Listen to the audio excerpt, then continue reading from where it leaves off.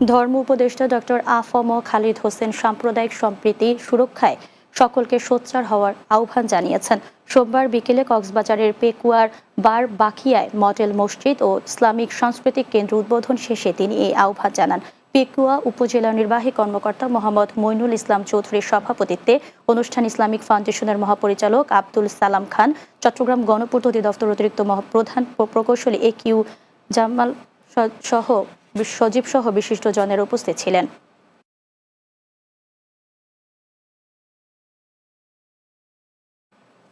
চট্টগ্রামের বোয়ালখালীতে এন মোহাম্মদ গ্রুপের plastic production section শ্রমিকদের ১৩ দফা দাবিতে বিক্ষোভ মিছিল অনুষ্ঠিত হয়েছে। এই সময় আন্দোলনরত শ্রমিকরা সকল কর্মীদের জন্য ৮ ঘন্টা ডিউটির নিয়ম ও ফ্যাক্টরিতে জরিমানার সিস্টেম বন্ধ, বেতন বৃদ্ধি, বোনাস ও মহিলাদের দিয়ে ভারী কাজ না করানো সহ নানা দাবি তুলে ধরেন।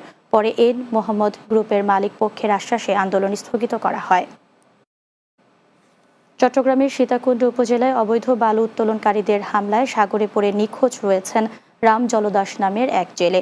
সোমবার বিকেলে বঙ্গোপসাগর উপকূলে সীতাকুণ্ড অংশে এই ঘটনা ঘটে। সীতাকুণ্ড উপকূলে বাল্কহেড চলাচলের জন্য সাগরে মাছ ধরার জাল কেটে ফেলার জেরে এই ঘটনা ঘটেছে বলে ধারণা করছে পুলিশ।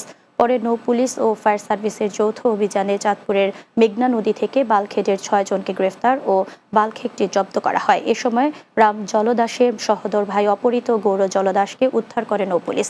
নিখোঁজ জেলেকে উদ্ধারের অভিযান অব্যাহত রয়েছে। কুমিরা নৌ পুলিশ ফাঁড়ির ইনচার্জ মোহাম্মদ ওয়ালি উদ্দিন বিষয়টি নিশ্চিত করেন।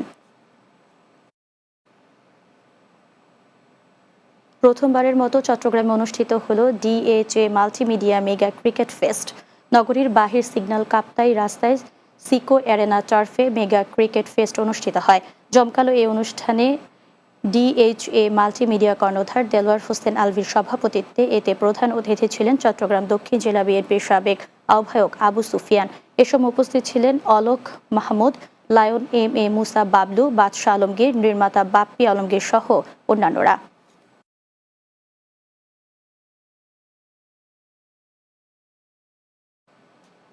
শেষ করব দিনের বাংলা। যাওয়ার আগে